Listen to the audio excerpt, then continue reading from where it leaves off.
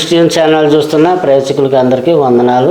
మరి అవకాశం ఇచ్చినటువంటి సూర్యరాజు గారు డైరెక్టర్ గారికి వందనాలు తెలియజేస్తున్నాను. ప్రభునందు ప్రియులారా, దేవుని మాటలో మనం వినే అవకాశం దేవుడు మనకి ఇచ్చాడు కాబట్టి అలా ప్రభులో మనం ఎలా నమ్మకస్తులుగా నడుచుకోవాలనేటువంటిది హెబ్రీ పత్రిక 4వ అధ్యాయంలో మొదటి నుంచి కొన్ని మాటలు మనం జాగ్రత్తగా పరిశీలించినట్లయితే మరి ఇలాగూ రాయబడ్డాయి. అక్కడ రాయబడినటువంటి కొన్ని మాటలు మనం చూసినట్లయితే ఆయన యొక్క విశ్రాంతిలో అనగా దేవుని యొక్క విశ్రాంతిలో ప్రవేశించాలి లేదా పరలోకం వెళ్ళాలి, నిత్య జీవానికి వెళ్ళాలనుకునేటువంటి వాళ్ళ కొరకు దేవుడు చెప్తున్న మాట. కనుక ఆయన యొక్క విశ్రాంతిలో ప్రవేశించుతామని వాగ్దానము ఇంకా నిలిచి ఉండగా మీలో ఎవడైనను ఒకవేళ ఆ వాగ్దానము పొందకుండా తప్పిపోవునేమోనని భయం కలిగి ఉందాము అంటున్నాడు. అంటే రక్షణ పొంది బాప్తిసం తీసుకున్నటువంటి ప్రతి క్రైస్తవుడు ప్రభువునందు ఎలా నమ్మకస్తుడై ఉండాలో, దాని మార్గంలో ఎలా నడుచుకోవాలో, దాన్ని ఎలాగా కడవరకు కొనసాగించుకోవాలో అనేటువంటి విషయం అక్కడ చెప్తూ ఉన్నాడు.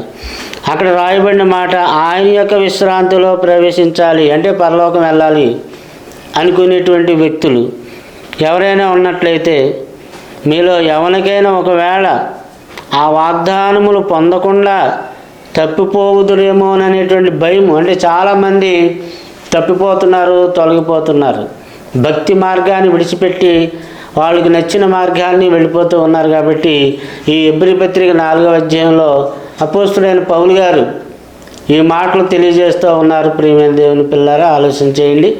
కనుక నమ్మకస్తులుగా బ్రతకవలసిన అవసరం ఉందని చెప్తున్నాడు.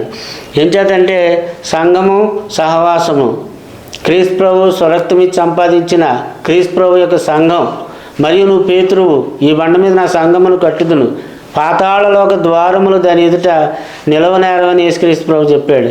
అంటే అటువంటి గొప్పదైనటువంటి పాతాళలోక ద్వారాలను మరి బంధించగలిగినటువంటిదైన సంఘం, చాలా పవర్ఫుల్ అయినటువంటి చర్చ్ అది.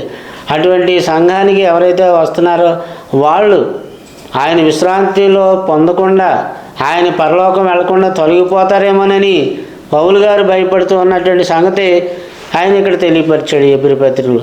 అలాగే 2వ వచనంలో మనం చూసినట్లయితే ఇంకా ఏం చెప్తున్నాడు, వారికి ప్రకటించబడినట్లు మనకును సువార్త ప్రకటించబడింది, కానీ వారు వినిన వారితో విశ్వాసం గలవారే ఉండలేదు కనుక విన్న వాక్యం వారికి నిష్ప్రయోజనమైంది. అంటే కలిసి ఉండకపోతే వాక్యం నిష్ప్రయోజనం, సంఘం సహవాసం లేకపోతే వాళ్ళ రక్షణ నిష్ప్రయోజనం అవుతుంది, వాళ్ళు దేవుడికి ఇచ్చిన కానుక కానీ ఏదైనా కానీ అది నిష్ప్రయోజనం అవుతుంది. మరి అలా కాకుండా వాళ్ళు దేవుడికి నమ్మకంగా బ్రతికినట్లయితే అది ప్రయోజనకరంగా ఉంటుంది, దేవునికి మహిమకరంగా ఉంటుంది అనేటువంటి విషయం ఈ వాక్యం మనకు తెలియజేస్తూ ఉంది. కనుక ప్రియులారా, ఆలోచన చేయండి. దేవుడు ఇచ్చినటువంటి ఈ యొక్క సహవాసాన్ని, ఈ యొక్క దేవుడి సన్నిధికి వెళ్ళేటువంటి అవకాశాన్ని మనం ఎప్పుడు కూడా అది ఒక అలవాటుగా లేదా ఒక వ్యసనంగా దాన్ని మార్చుకొని దేవుడిని నేను విడిచి ఉండలేను, మరి ఆయన సన్నిధికి వెళ్ళకుండా నేను ఉండలేను అన్నట్లుగా, ఆయనలో మనం అతుక్కుపోయేటట్లుగా, ప్రభువుని హత్తుకునేటట్లుగా, దేవుడిని హత్తుకునేటట్లుగా అందరూ ఉండాలనేటువంటిది ఈ వాక్యం మనం తెలియజేస్తాం. కనుక అవకాశం ఉంటే రావడం, అవకాశం ఉంటే దేవుడి పని చేయడం కాదు.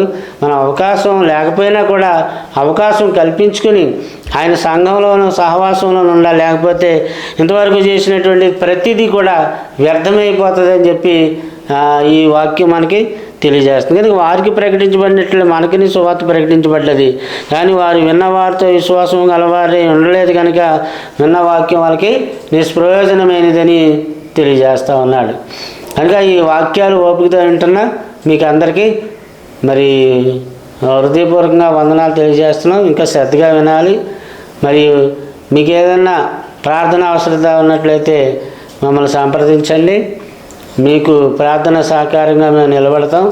అలాగే బైబిల్లో ఏదన్నా మీకు డౌట్ ఉన్నట్లయితే మరి అడగవలసిందిగా నెంబర్ రాసుకోండి. నెంబర్ చెప్తున్నాను, 9959354781. మీ అందరికీ వందనాలు. God bless you.